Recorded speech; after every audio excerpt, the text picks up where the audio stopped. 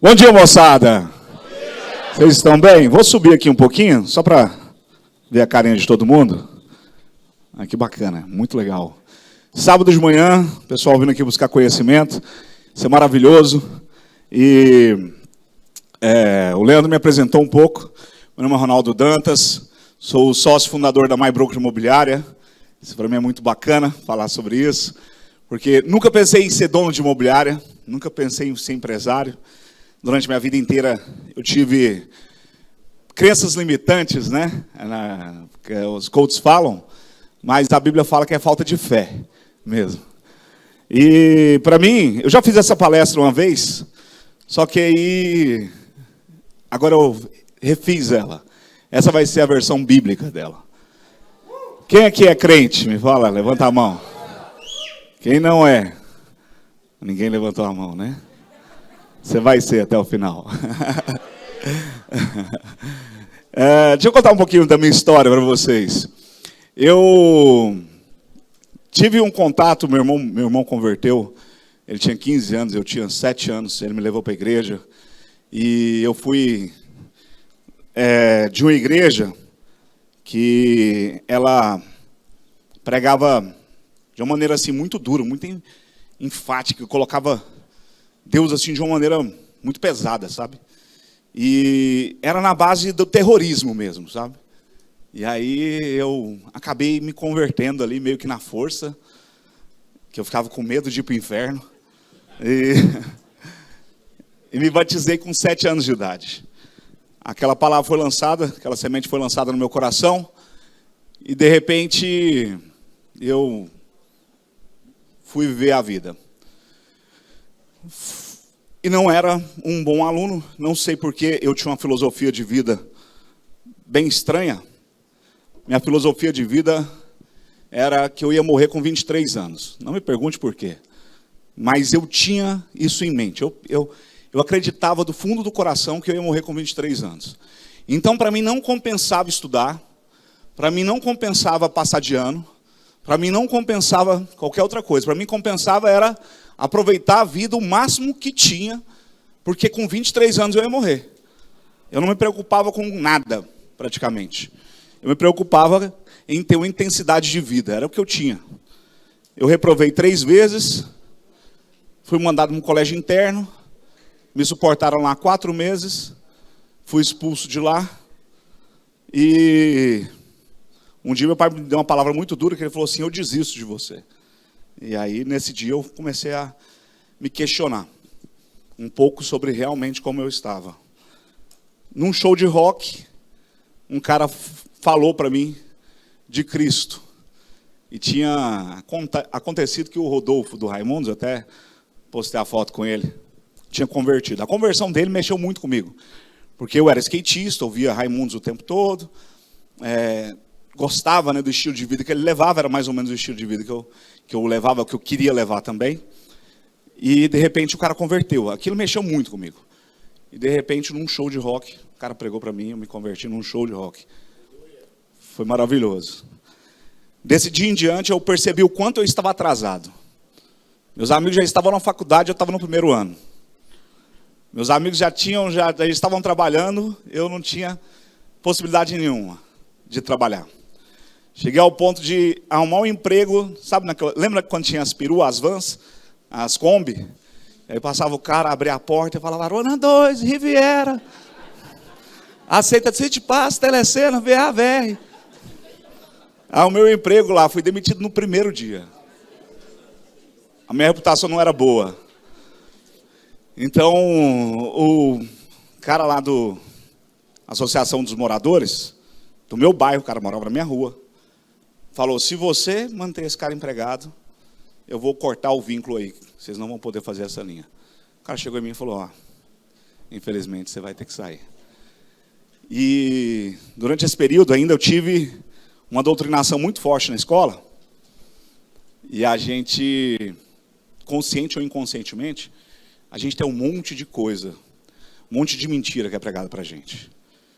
E eu demorei para poder desbloquear, entender o que existia na minha cabeça e como que eu poderia progredir. Escolhi o ramo de vendas porque eu pensei, o que eu posso fazer que exige pouco, nível de currículo, mas que tem possibilidade de ganhar muito, com base no esforço? Departamento de vendas. E eu fui para vendas. E comecei a amar vendas. E aí eu estudei vendas, não era um bom vendedor, mas eu estudei vendas, fiz gestão em vendas, e depois eu entrei de cabeça nisso. E comecei a prosperar, mas ainda assim tinha algumas limitações. Comecei a ler a Bíblia já tirou muita coisa de mim. Foi o primeiro livro que eu li assim, que eu estudei. Na verdade, eu tinha lido 2 livros até então. Depois eu me comprometi a ler a Bíblia. Eu vi que as pessoas liam muito sobre a Bíblia, mas não liam a Bíblia. Eu lembro que saísse algum livro, as pessoas, bom dia Espírito Santo, eu vou ler. Aí todo mundo lia, mas eu perguntava, você já leu a Bíblia? A pessoa, não. Ela lê sobre a Bíblia, mas não lê a Bíblia. Eu falava, cara, por que as pessoas vão em alguém que fala sobre a Bíblia, mas não vai na fonte que é a Bíblia? Eu falei, enquanto eu não ler a Bíblia capa a capa, eu não vou ler nada sobre a Bíblia. Até porque eu tenho um filtro, para eu saber se o cara está falando lá, está na Bíblia ou não. Porque senão você fica muito vulnerável, você vai ter que acreditar na pessoa. E eu vou te falar, muitas vezes eles não falam que está na Bíblia. Depois que eu adquiri o filtro, eu fui ler outras coisas sobre a Bíblia. E a Bíblia já me provocou muito. Teve um livro que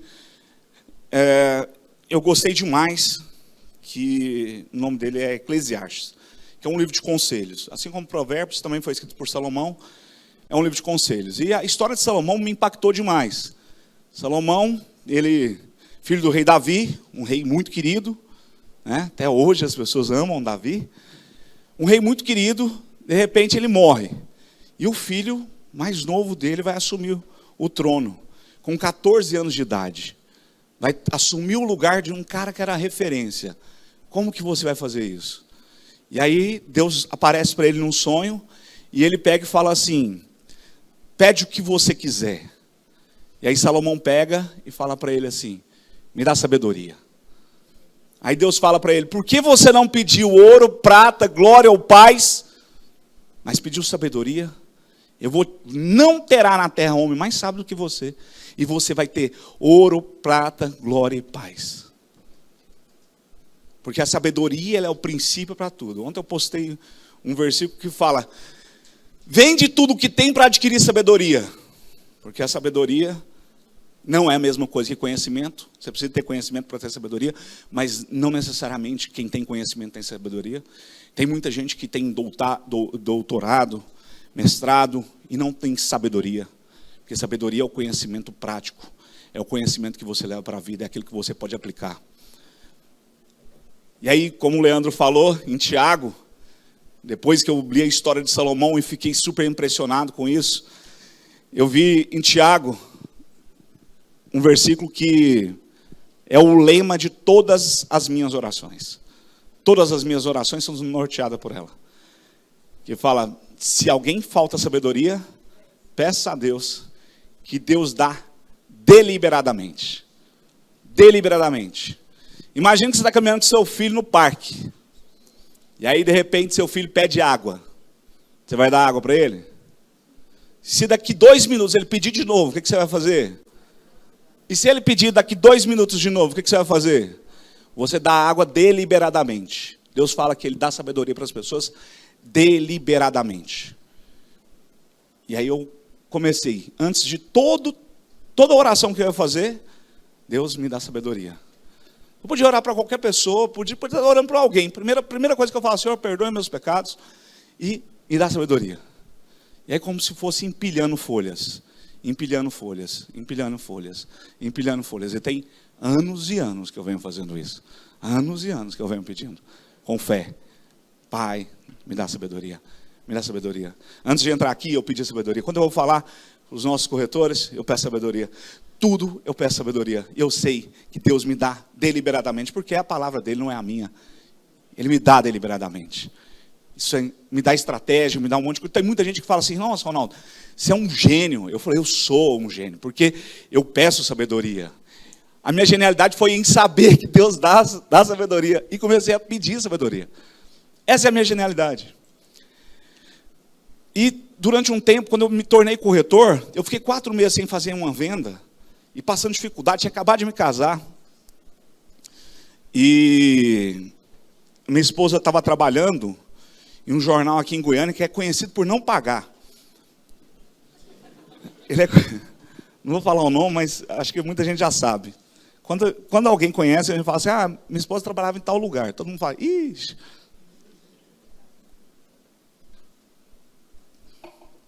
A gente passou muita dificuldade. Muita dificuldade. Eu tinha quebrado uma empresa, tinha montado outro com o Leandro, aí não deu muito certo, aí eu me tornei corretor. Já quebrado, devendo, na época era mais de 45 mil. Entrei no mercado imobiliário e cheguei em casa, falei, olha, a gente vai ter que investir, tem que tirar o Cresce, e não tem salário, e a gente vai ter que ir. Ela, mas você acredita nisso? Eu falei, eu acredito. Eu sentia que aquilo era alguma coisa que dava certo. E eu, durante muito tempo, esse período dos 4 meses, eu sempre orando, pedindo a Deus e trabalhando muito. Trabalhando muito, batendo na trave, e não conseguia, não sabia o que era. E um dia, em um plantão de vendas, onde a única possibilidade de visita que eu tinha era de um ladrão, que lá, eventualmente, ele ia. Era um plantão muito ruim. Na época, o setor dos Afonsos era o final da cidade, e, eventualmente, um ladrão ia lá. Aí eu já ficava lá, preocupado, né? Já pronto para correr para dentro da obra, com a porta aberta. E lá eu fui confrontado por um livro. O livro chama-se Desperte o Seu Gigante Interior. Alguém já leu esse livro? Busque sabedoria. Venda o que você tem para comprar sabedoria. Desperte o Gigante Interior, do Tony Robbins. E aquele livro começou a me provocar. Ele me provocou. E eu lendo aquele livro, ele estava me provocando. E ele começou a mostrar um monte de trava que existia dentro de mim. Um monte de trava. E eu lembro a hora que virou a chave. Eu lembro, é nítido. Eu lembro a hora que virou a chave. Eu estava naquele stand, sem dinheiro para voltar para casa, sem comer nada. E eu lembro a hora que a chave fez assim, ó. Tum. E eu falei, a partir de agora, minha vida nunca mais vai ser a mesma. Eu lembro a hora que virou a chave. E eu quero tentar fazer a mesma coisa que aconteceu comigo naquele stand com você hoje. Eu quero virar a sua chave. Deixa eu falar para vocês, tem um monte de coisa aí que está segurando. E a gente precisa entender isso e transmitir isso. Quem está marcando o tempo para mim? Então, beleza. Primeira coisa, pirâmide de conhecimento. Eu vou resumir. 95%, quando você ensina, você aprende. Eu aprendo muito porque eu ensino muitas pessoas. Quando você escreve, 80% se absorve. Se você só ouvir o que eu estou falando aqui, 20% vai ser guardado. Então, sempre quando você for fazer alguma coisa, escreve, porque você está na casa 80%. Chegando em casa, ensina, discute, fala com outras pessoas, você vai absorver 95%. Se coloque em posição onde você precisa ensinar outras pessoas, para você aprender mais do que todo mundo. Mas antes de começar uma obra, esse empreendimento aqui, antes de começar, a primeira coisa que precisa fazer é limpar o terreno. Depois que você limpa o terreno, você faz o projeto, você tem uma visão sobre como vai ser no futuro, depois você escava o terreno. Aí você faz o alicerce. Até você ver a obra acontecendo, e a gente vende muito imóvel na planta, e os clientes falam assim, nossa, a obra não sai. Mas é porque eles estão escavando o terreno. Essa parte que a gente não vê, é a parte mais importante do prédio.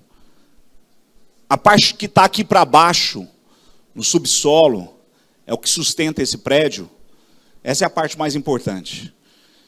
E não adianta, se você está aqui, se você tem realmente compromisso em mudar a sua vida, a primeira coisa que você tem que fazer é... Aqui tinha nesse terreno aqui, do Orion, era da Unimed, se eu não me engano. Tinha um prédio bonito. Nada comparado com o Orion. Se eles ficassem apegados ao prédio bonito que tinha aqui, nunca ia ter um Orion aqui. Você tem que estar disposto a jogar tudo no chão para poder fazer uma edificação, um alicerce, para levantar um projeto maior. A gente vai descer primeiro, para depois subir. As pessoas não vão entender no começo. Mas depois que sai do tapume, É uma laje por semana. Uma laje por semana. Deixa eu falar para vocês como é que funciona. Você tem um cérebro, uma máquina incrível, que todo mundo aqui tem.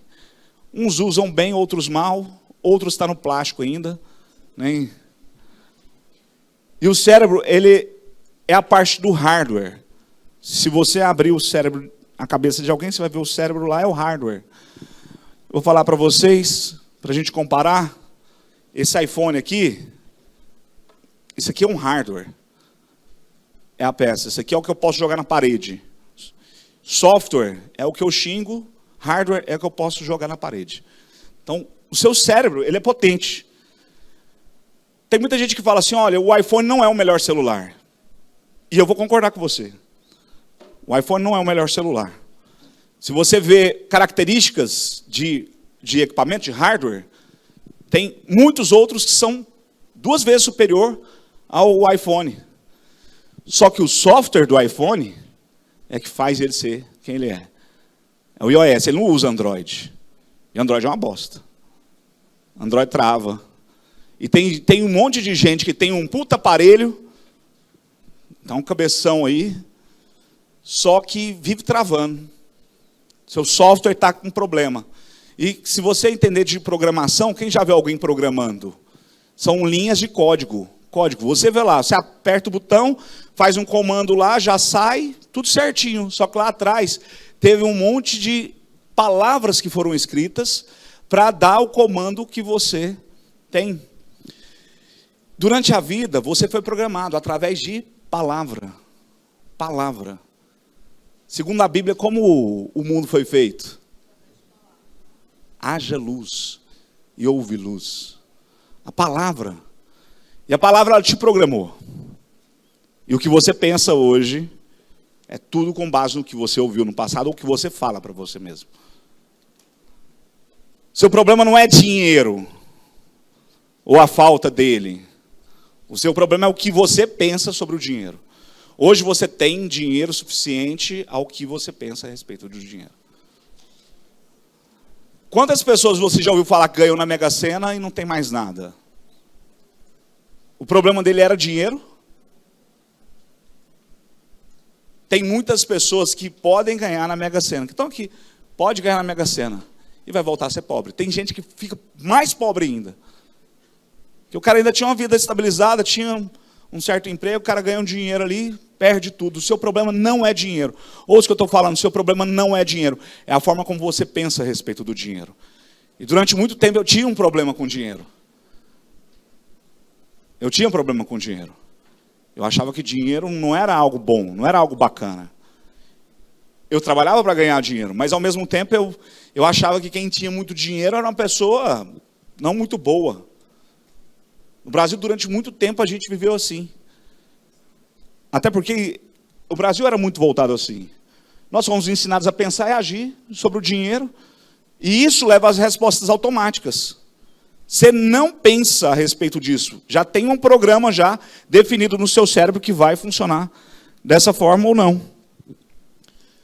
Você quer a programação neurolinguística? O pensamento gera sentimento, sentimento gera ação, e ação gera resultado. Quando você sente, ouve uma notícia, nossa, pandemia, meu Deus, vai para casa. Você ficou com medo? Ansioso? Pensamento gera sentimento, sentimento gera ação, ação gera resultado. Qual foi o pensamento? Pandemia, meu Deus, o mundo vai acabar, fique em casa. Qual foi o sentimento das pessoas? Medo, ansiedade. Qual foi a ação das pessoas? Vamos ao supermercado comprar papel higiênico.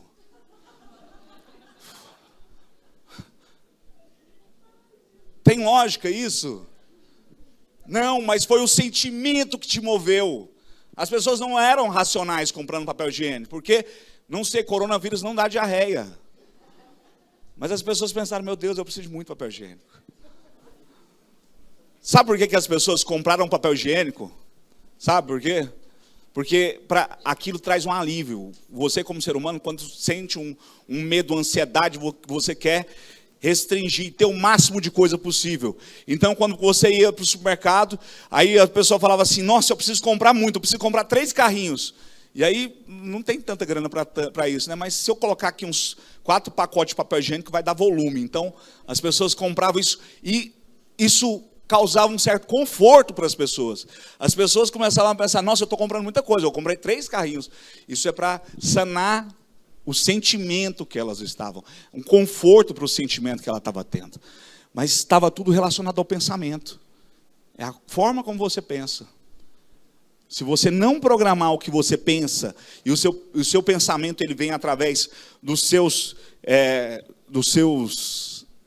sentidos, é o que você vê, é o que você ouve, é o que você toca, isso vai programando o seu cérebro. Então, o que você tem que fazer? Programar seus pensamentos. Como que eu faço isso? Baseado no meu sentimento. Você quer ser próspero? A primeira coisa que você tem que fazer é ser um vigilante do seu sentimento. Vigilante. Nossa, eu estou ansioso. O que está me causando essa ansiedade? Nossa, eu estou com medo. O que está me causando esse medo? Porque você tem que vir aqui, ó. E aí você tem que ressignificar isso aqui. Se você ressignifica isso, você ressignifica isso. Você não adianta trabalhar a ansiedade. Você não adianta trabalhar o medo em si. Você tem que trabalhar a informação que te gera medo.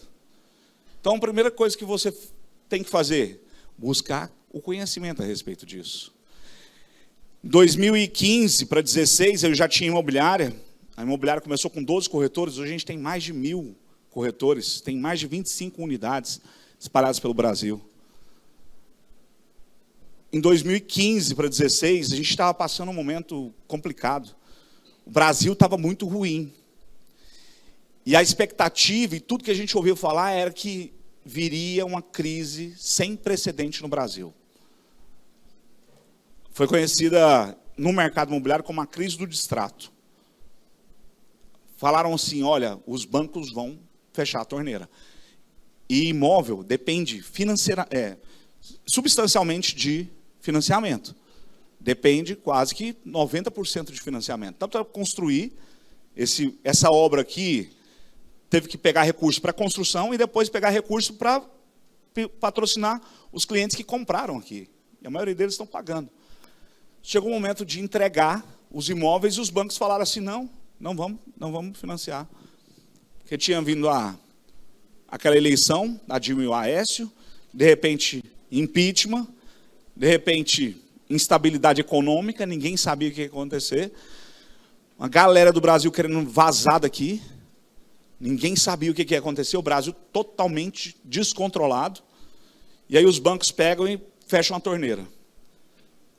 E aí, uma conversa com vários sócios de imobiliárias, donos de imobiliárias em Goiânia, uma grande começou a falar um monte, falar, toda a crise que viria, todo mundo com a cabeça baixa, e aí aquilo começou a me dar um medo, começou a me dar uma ansiedade, e aí ele falou, ó, todas as pequenas vão quebrar. Eu fui o único que levantei, bati nas costas dele e falei, por isso eu vou crescer. Eu nunca tive pensamento em crescer. Para mim, eu pensava, 25 corretores, vou trabalhar sempre com qualidade, nunca vou trabalhar com quantidade. Esse dia ele me provocou. O intuito dele era fazer a gente ficar com medo. Ele estava fazendo isso aqui, ó, gerando pensamento, sentimento. Deixa eu te falar, todos os que estavam na mesa, todos quebraram. Todos quebraram. Todos que estavam lá e ficaram ouvindo aquela conversa dele. Eu não sabia o que eu ia fazer. Eu sabia o que eu ia fazer. Eu não sabia o quê, mas eu sabia o que eu ia fazer. Aquele sentimento ficou comigo 2 dias. Até a hora que eu ressignifiquei ele. E eu vou contar para vocês depois o que eu fiz a respeito disso. Mas eu quero saber, para sua programação verbal, o que você ouviu sobre dinheiro durante sua infância? Dinheiro não nasce em árvore?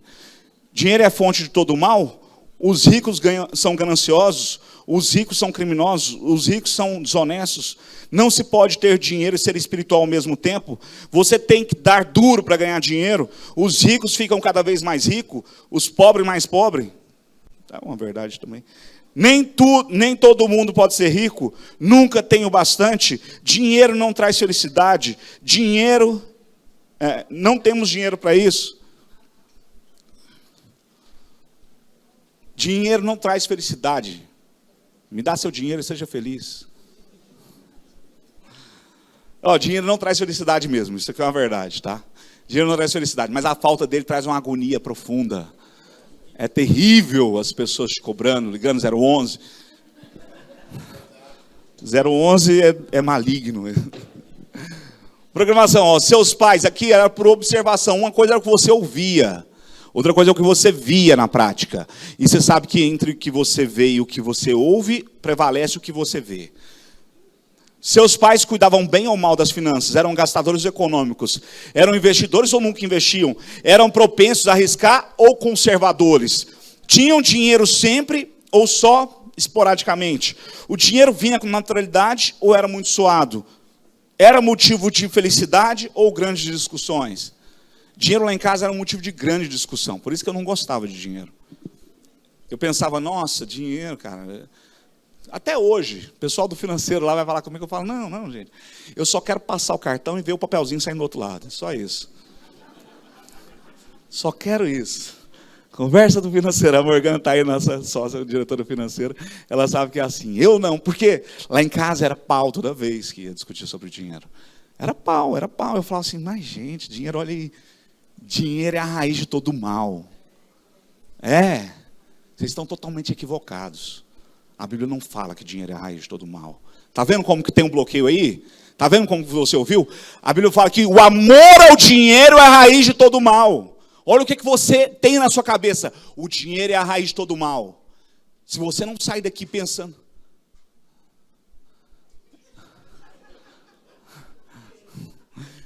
Se você não sair daqui pensando que dinheiro não é mal, o dinheiro ele não muda ninguém. Você sabia disso? O dinheiro não muda ninguém. O dinheiro ele revela quem você é. O dinheiro ele revela. Porque você pode ser arrogante, ninguém está nem aí. Mas se você é um arrogante com dinheiro, a galera fica ofendida com você.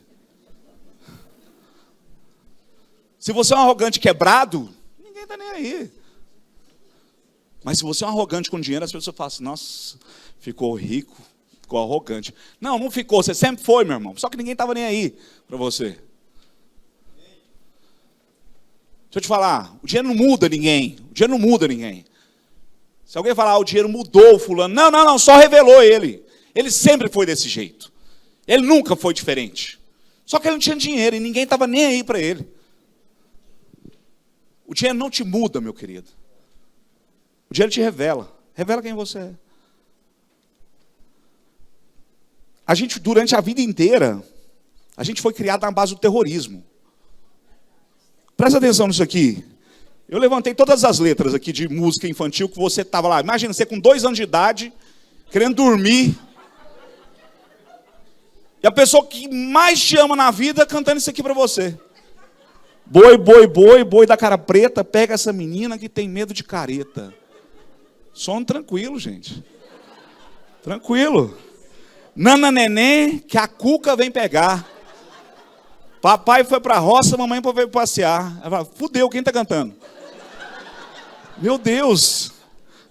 Pensei, agora lascou.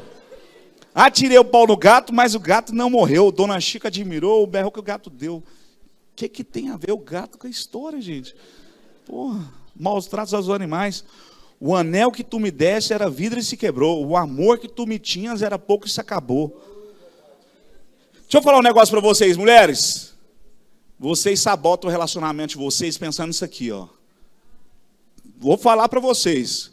Quando está tudo indo bem, você fala assim, eu tenho que achar alguma coisa, porque eu tenho certeza que esse amor é fajuto. Eu tenho certeza. O amor que tu me tinhas era pouco e se acabou. você já entra na relação, quando você começa a apaixonar, começa a dar certo, o cara começa a retribuir, aí de repente você começa a falar assim, rapaz, agorinha vai acabar, tem certeza. Tá bom demais para ser verdade. Deixa eu te falar, a gente foi criado desse jeito. Gente, seu cérebro foi programado para isso. Se você, eu tinha isso, gente, eu tinha esse negócio de, tá tudo indo muito bem. Agorinha alguém vai morrer. Quem tem isso, sinceramente? Demorei para conseguir tirar isso. Demorei. Deixa eu te falar. A mulher sabota o relacionamento, tá tudo indo bem. Ela pega e fala assim, cara, esse amor, ó, o anel era falso.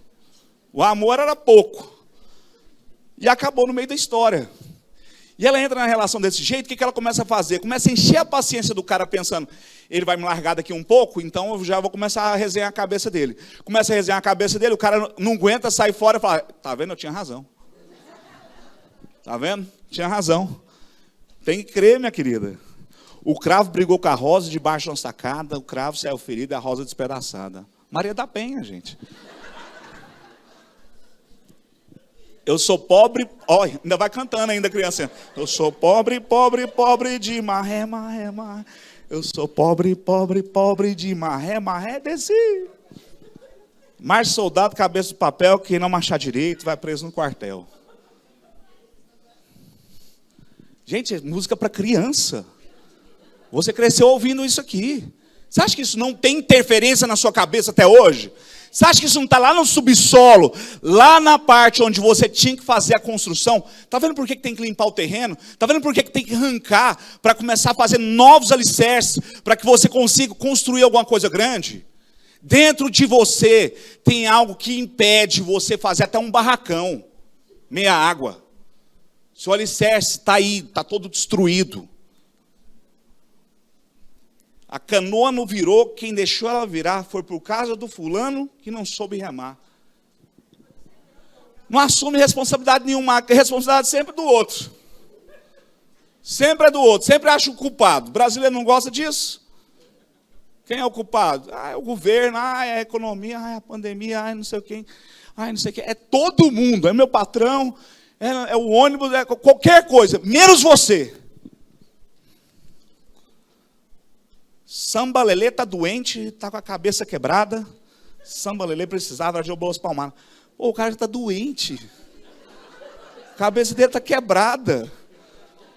Aí tem que apanhar ainda.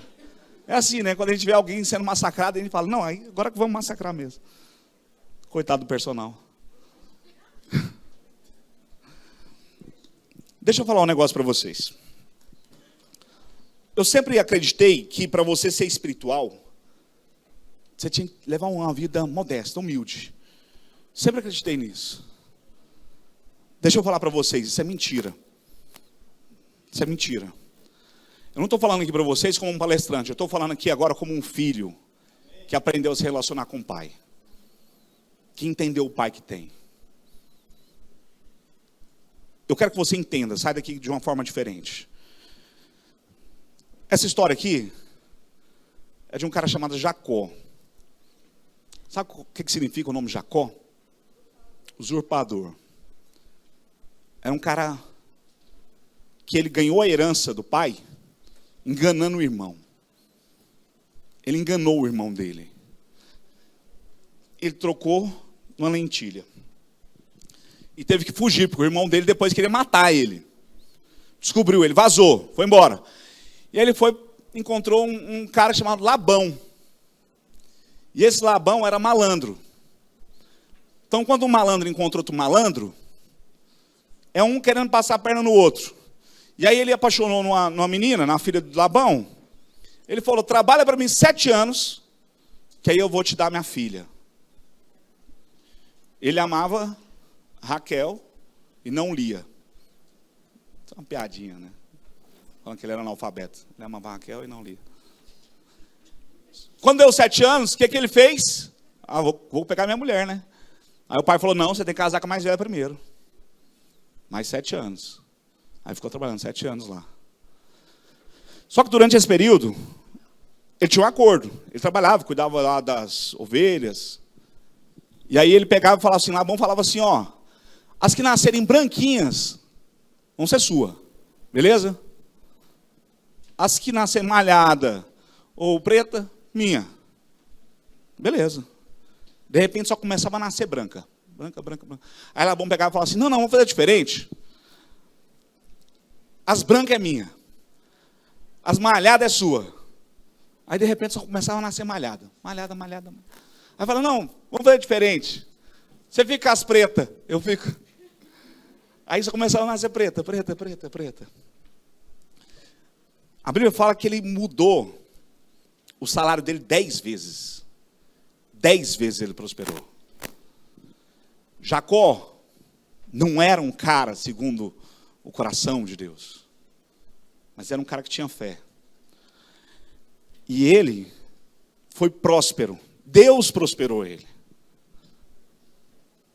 E da descendência dele saiu todo Israel.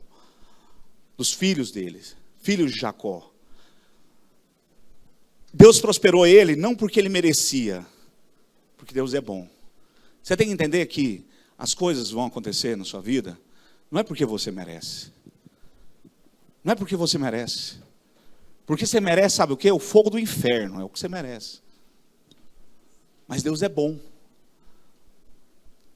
Se Deus deu, não poupou nem o próprio filho, o que mais Ele não vai te dar? Ele vai te dar todas as coisas. Deixa eu te dar outro exemplo de pessoa próspera. Na Bíblia. O nome desse cara é Cornélios. Cornélios. Sim, lá está em Atos 7. Ele estava orando um dia. Ele era um centurião romano. Roma era os Estados Unidos da época. Roma dominava, era o grande império. Israel estava submisso a Roma. Ele era um centurião de alta patente. Ele era um cara muito rico, muito poderoso. Ele tinha muito domínio ali na região. Só que apareceu um anjo para ele e falou assim: as suas orações e suas esmolas têm chegado diante de Deus como um memorial. Deus pediu que o anjo fosse falar para ele. Não é porque ele é rico que ele não podia ser espiritual. Aí Deus fala: manda chamar Simão, Simão Pedro, para que ele venha falar com você. Deus dá testemunho dele. Não é porque ele era rico e poderoso que ele não tinha uma relação com Deus. Porque as orações dele e as esmolas dele eram como memorial diante de Deus.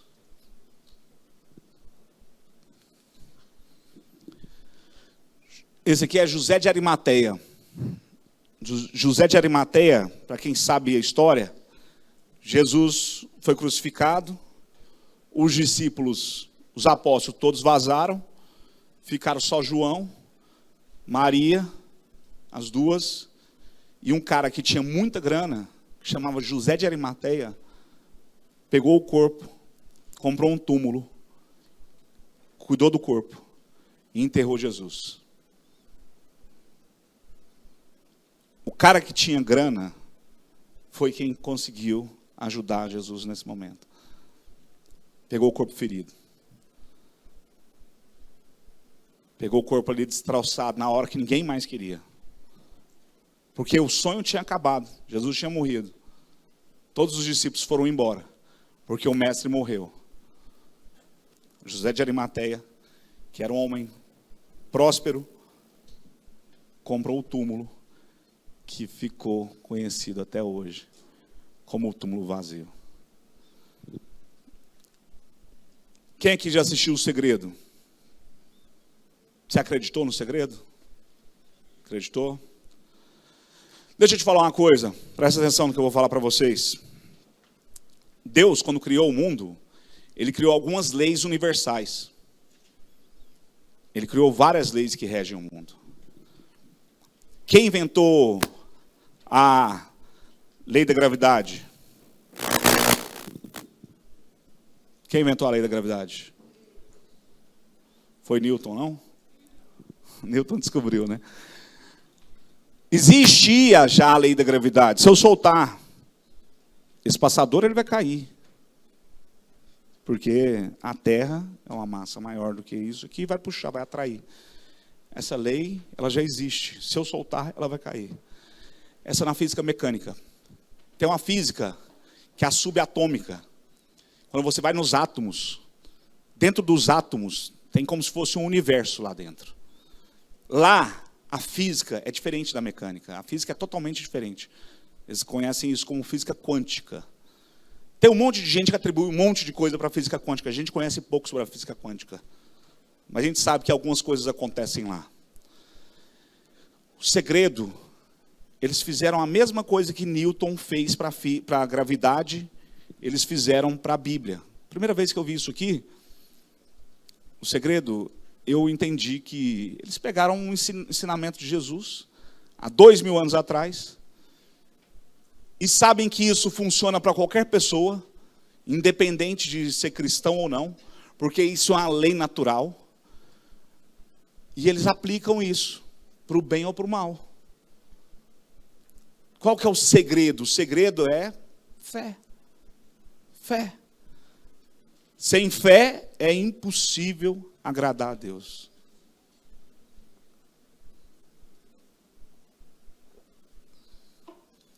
Deixa eu te falar uma coisa. Você acredita que Deus é bom? Você acredita que Deus é poderoso para fazer qualquer coisa? Certeza? Eu vou te falar. Se você não está prosperando do jeito que você gostaria, ou você não acredita que Deus é bom, tão bom assim, ou você não acredita que Deus é tão poderoso assim. Porque se você acreditar, você prospera. Opa, eu estou voltando. O sol nasce para todos, a chuva cai sobre justos e injustos, mas o que semeia define a colheita. Quando eu falo do segredo, física quântica, a fé, ela é um mecanismo que pode ser usado para justo e para injusto. Para justo e para injusto. Não sei se vocês viram, a Anitta está top 1 lá, né, nas paradas internacionais agora. E aí ontem postaram um vídeo dela falando, eu vou fazer esse vídeo aqui para quando eu chegar lá, as pessoas falarem que ela já sabia, olha como ela falava. Para o mal ou para o bem, está lá. Está lá. Ela tinha convicção de que ela ia chegar. Porque a fé é igual a chuva, ela cai sobre o justo e injusto. Só quem semeia que colhe. E às vezes você poderia, né, semear para um propósito específico. Pela fé, Abraão, quando chamado, obedeceu e dirigiu-se a um lugar que mais tarde receberia como herança, embora não soubesse para onde estava indo. Como que Abraão conquistou isso? Fé. Sabe qual que é a margem de vantagem do vencedor? Fé. Fé. Fé. Quando eu levantei aquela hora e bati nas costas dele e falei assim, por isso nós vamos crescer, eu não tinha ideia do que eu estava falando. Eu não tinha ideia de como eu estava falando. Mas eu já tinha uma relação diferente com meu pai. Já tinha uma relação diferente com ele. Eu sabia que ele ia me direcionar de outra forma.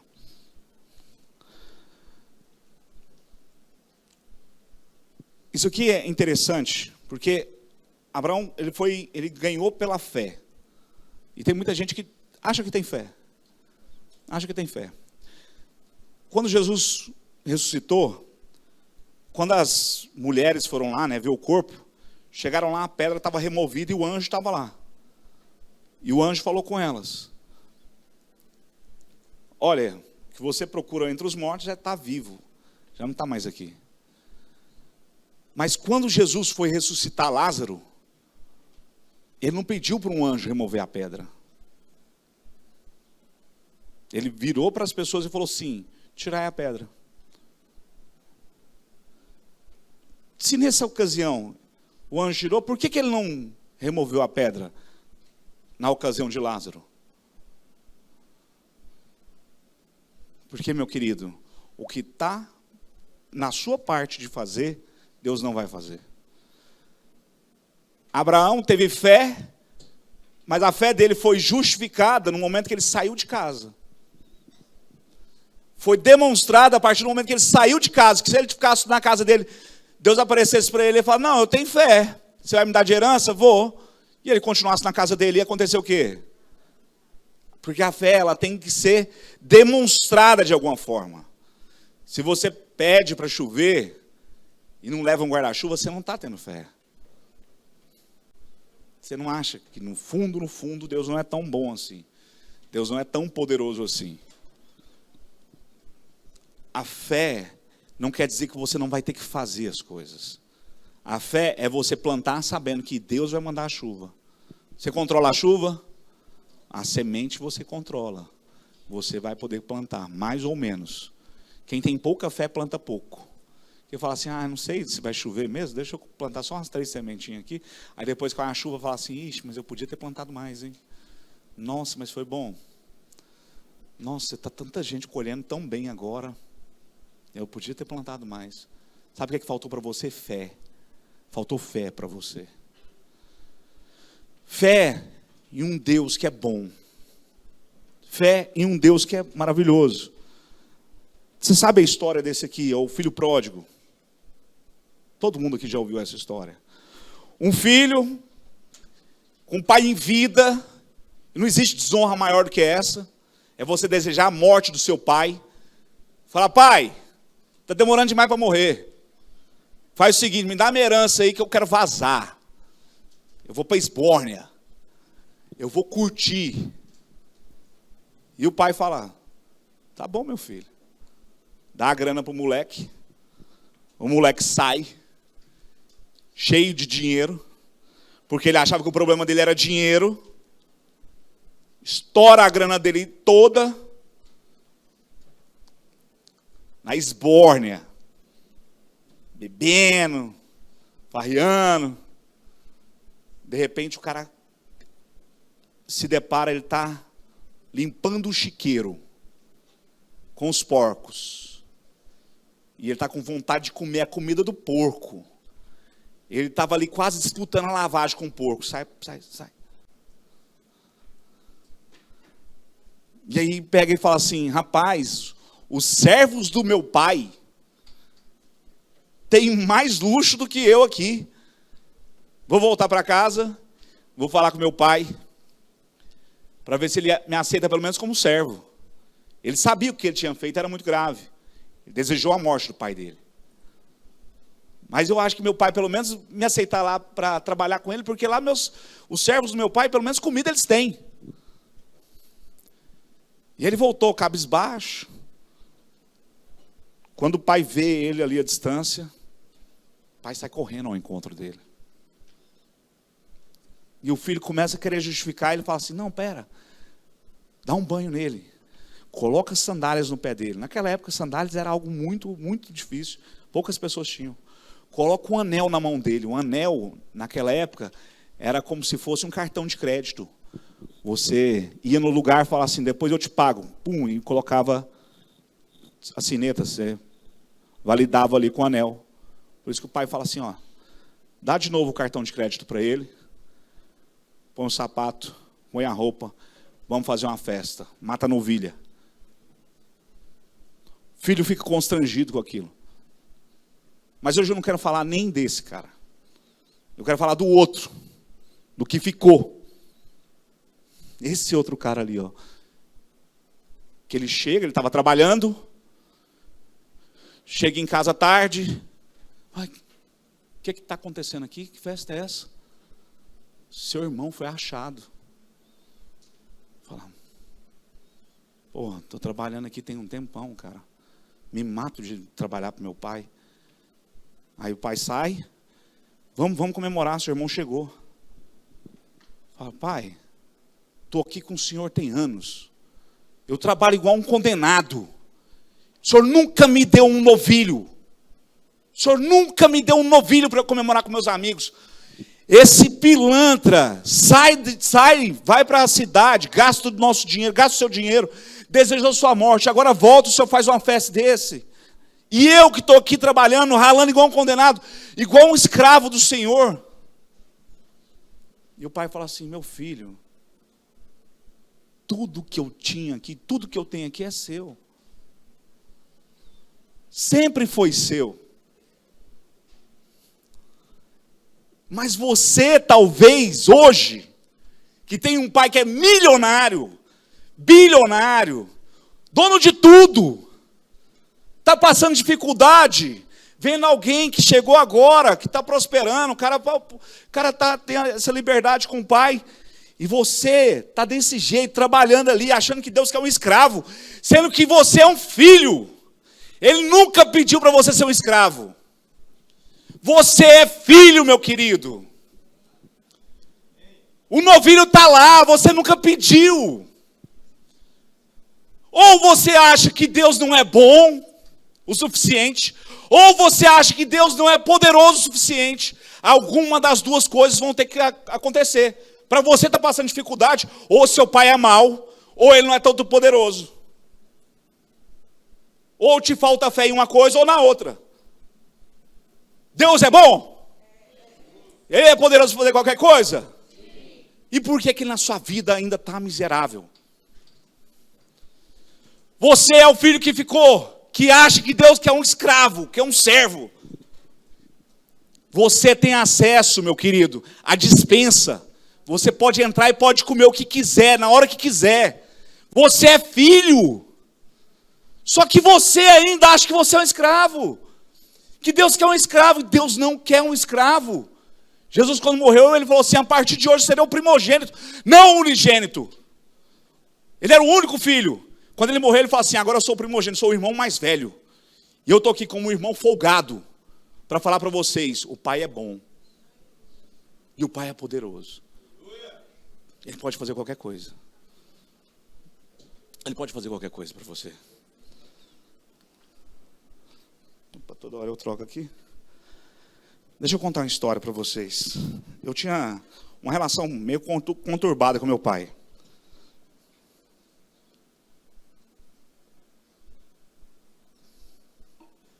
Meu pai era um cara muito duro com a gente. Meu irmão está aqui.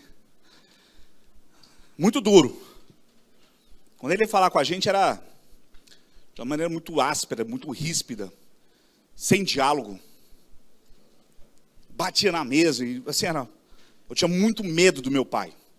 Ao mesmo tempo que eu tinha medo, eu tinha raiva dele. Tinha raiva. Meu pai chegou pra gente e falou: vocês querem fazer faculdade? Se vira. Eu nunca vou pagar estudo para vocês. Se vira. Eu falei: cara, então vou meter o louco. Não vou ter faculdade, então vou meter o louco. Vocês querem ter carro? Se vira. Eu não empresto carro para ninguém. E meu pai, as pessoas, os amigos, os meus amigos que iam lá em casa, todos gostavam do meu pai. O pessoal: seu pai é gente boa, é engraçado, né? Você não conhece ele. Você não conhece. Não, seu pai é gente boa demais. Você não conhece. E eu tinha esse sentimento de medo e raiva dele. E um dia, eu com 15 para 16 anos, aprendi a dirigir sozinho. Meu pai nunca me levou para dirigir. Pegava o carro escondido e ia me virando. E aí, eu pedia para lavar o carro, meu pai dormia. E aí, quando ele dormia, eu vazava. E ele tinha um Uno desse jeito. E aí, um dia, eu com a raiva, né, do meu pai, porque ele não deixava eu dirigir, não tinha essa boa relação, eu descontava no carro. Aprendi não só a dirigir, mas a dar cavalo de pau.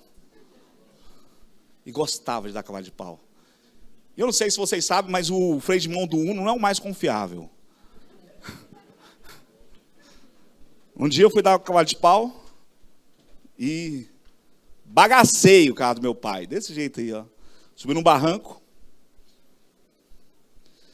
E eu pensei, meu pai vai me matar. Meu pai vai me matar. Cheguei em casa, deixei o carro e vazei. Liguei para um amigo meu de Nerópolis e falei, cara, vou fugir de casa. Ele, por quê? Porque meu pai vai me matar. Ele ama mais o carro do que me ama. Eu sei que ele vai me matar. E aí eu fui para casa do... Ele falou, não, pode vir aqui. Aí eu fui para casa de um outro amigo para ver se ele me emprestava um dinheiro para ir para Nerópolis. E aí eu cheguei lá e encontrei um amigo mais velho, o irmão dele, Cassinho, conversando comigo. Ele falou, não, eu vou te levar lá. Não preocupa não, eu vou te levar lá. Fica tranquilo.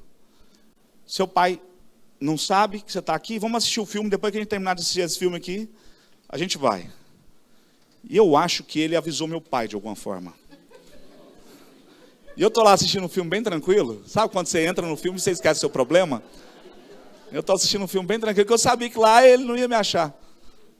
Quando pensa que não, só ouço, pup, pup. Eu, opa, essa buzininha eu conheço. Aí eu já olhei para a janela, aí eu só vejo o Cássio olhando e falando assim, sim, ele está aqui. Aí eu olhei, eu falei, não é possível que ele está falando de mim. Aí eu olhei, aí ele falou assim, seu pai está aqui. Eu falei, meu Deus do céu, subi, comecei a subir em cima da casa. Ele, não, vamos lá, eu vou com você. Seu pai não vai te bater. Eu te garanto, eu não deixo seu pai te bater. Eu falei, não, cara, você não conhece meu pai vai me matar. Não é que ele vai me bater, ele vai me matar. Ele vai matar. Aí eu, com muito medo, muito pânico, e aí ele me convenceu a ir lá. Eu fui. Meu pai chegou, olhou para mim e falou assim, o que aconteceu? Eu falei, ai pai, o menino passou com a bola na frente, eu fui virar. Fui virar e bateu no barranco. Meu pai falou assim, me mostra onde foi. Eu falei, meu Deus, eu entro nesse carro ou não? Entrei no carro. Meu pai foi lá, olhou, viu onde estava. E aí ele falou para mim assim, fica tranquilo, a gente vai resolver isso. E eu fui deitar e aquilo bugou minha cabeça. Eu fiquei pensando, cara, ele não vai me matar? Eu falei, como assim? Ele não vai brigar comigo, ele não vai fazer nada. Cara, aquilo foi um choque de realidade assim tão estranho para mim. Aquilo mudou a minha vida. Aquilo mudou mesmo a minha vida. Por quê? Porque eu tinha uma visão do meu pai. Para as coisas pequenas ele era muito impetuoso. Para as coisas grandes ele era amoroso. E às vezes você tem a mesma relação com Deus que eu tinha até então. A forma como eu comecei a olhar meu pai mudou a forma como eu comecei a olhar Deus. Eu comecei a entender que Deus é bom. E a Bíblia fala o seguinte, se seu filho te pedir um peixe, você vai dar uma pedra para ele? Uma cobra? Se seu filho te pedir um pão, você vai dar uma pedra para ele? Se vocês, sendo maus, dão boas coisas para os filhos de vocês, imagina Deus que é bom. A Bíblia fala que se você tiver fé, do tamanho de um grão de mostarda, você pode olhar para a montanha e falar, erga-te daqui e põe-te lá. E ela não fala se você tem que falar isso em nome de Jesus ou não. Ela fala que se você tiver fé, isso vai acontecer. E tem mais ímpio com fé do que, às vezes, dentro da igreja. Pessoas com convicção de que vai dar certo. Pessoas com convicção de que as coisas vão acontecer. De que ele vai plantar e a chuva virá. Porque a Bíblia fala que isso é uma lei universal. Se você não tem uma boa relação com seu pai, não adianta você ter as oportunidades. Você sempre vai olhar pensando que aquilo não é para você. Que Deus não é tão bom assim. A Bíblia fala que vocês não têm as coisas porque vocês não pedem. Porque você não pede. Pede com fé. Caleb, junto com os outros espias, foram entrar na terra prometida. Eram 12, somente 2 voltou com fé. 10 só olharam dificuldade. 10 só olharam, a terra é boa. Qual que é o sinal aí? Só me mostra de novo. A terra é boa. Tem realmente frutos bons. A terra é maravilhosa. Mas,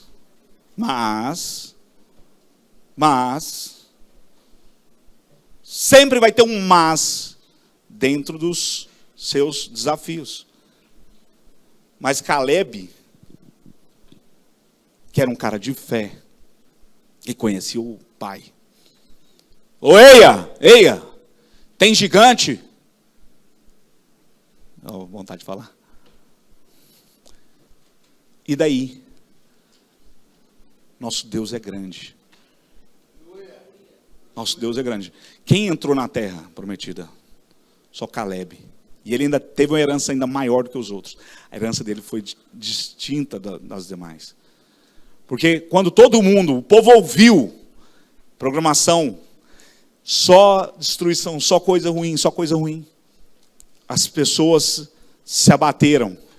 Mas quando Caleb falou, eia, está com dificuldade, meu querido. E daí? Deus não vai dar a terra para a gente? Então o problema é Deus que vai resolver, não sou eu. É Deus que vai resolver. Eu coloco desafio, hoje os nossos desafios são surreais para nossa realidade há 2, 3 anos atrás. Mas todo dia eu me desafio mais. Porque eu sei que eu tenho a chave da despensa, porque eu sou filho. Meu pai é rico e meu pai é bom. Imagina o seguinte, filho do homem mais rico de Goiânia, o dono do Flamboyant, por exemplo, você encontra ele no sinaleiro pedindo dinheiro. O que você vai achar desse cara? Ou tá louco ou brigou com o pai dele, não é? Tá louco, meu querido. Deus não te dá as coisas porque você merece, porque você não merece. Deus não te dá as coisas porque você é bom, porque você não é bom. Deus te dá as coisas porque Ele é bom. Porque a misericórdia dEle dura para sempre. A misericórdia dEle dura para sempre. E às vezes você está assim, ó. Essa passagem para mim é muito marcante. 3.000 pessoas no meio do deserto. 3.000 pessoas. A gente está aqui em 200 pessoas. Imagina isso aqui multiplicado aí por... Quanto que dá? 6 por 5. 3.000 pessoas. 3.000 pessoas no deserto. E eu falando. De repente, o povo fala assim, ó, esse povo vai morrer de fome. Tem que mandar esse povo embora logo, porque senão eles não vão conseguir chegar na cidade para comer alguma coisa. Vai todo mundo morrer, perecer aqui de fome. Aí Jesus fala assim, dá vocês de comer para eles. Aí eles falam, mas a gente não tem comida para esse tanto de gente. Aí eu falo, o que vocês têm aí? Aí vem alguém lá atrás e traz 5 pães e 2 peixes. Se fosse só aqui, já ia dar pau, imagina. Terminou, tem 2 dias que a gente está aqui conversando, eu falo, gente, a gente tem 5 pães e 2 peixes, beleza? Isso aqui é uma carnificina. Mas imagina, Jesus pergunta, o que tem? Eles falam, 5 pães e 2 peixes. Talvez, meu querido, você olha para você mesmo e você fala, cara, eu sou muito pequeno. Eu só sou 5 pães e 2 peixes. Mas eu quero falar para vocês que não importa o tamanho que você é, importa na mão de quem você está. Você pode ser pequeno, você pode não ser a pessoa mais inteligente, você pode não ter um pedigree, você pode não ter família, você pode ter sido um aluno ruim, você pode ter uma tradição fraca. Deus não está perguntando quanto você tem. Deus está perguntando na mão de quem você está. Porque através dos 5 pães e 2 peixes, ele conseguiu alimentar 3.000 pessoas. E ainda sobrou 12 cestos. Na mão de quem você está, meu querido? Eu quero que você saiba, saia daqui hoje sabendo que seu pai é bom. E ele pode fazer qualquer coisa para você. Que não tem limite para você. Não tem limite. Eu nunca imaginei que a gente estaria do tamanho que a gente está. Mas a Bíblia fala que Deus faz mais do que pedimos ou pensamos. Eu sempre soube que Deus ia me dar a próxima meta, a próxima meta, a próxima meta, a próxima meta. A gente cresceu 2.870% no período de maior crise de todas, de 2016 para cá. Quando veio a crise, que o cara falou, vai todo mundo quebrar, de lá para cá, nós crescemos 2.873%. Estratégia do céu, e a gente sabendo que Deus é bom, e que, independente da adversidade, a despensa dele não falta nada. A sua despensa não falta nada, meu querido. Deus é bom, é pela graça, não é por você. Seja cara de pau, como o filho pródigo. Não ache que você vai merecer como o filho que ficou. Porque você nunca vai merecer. Mas o seu pai é bom. Seja bem-vindo, filho amado. Deus abençoe, meus queridos.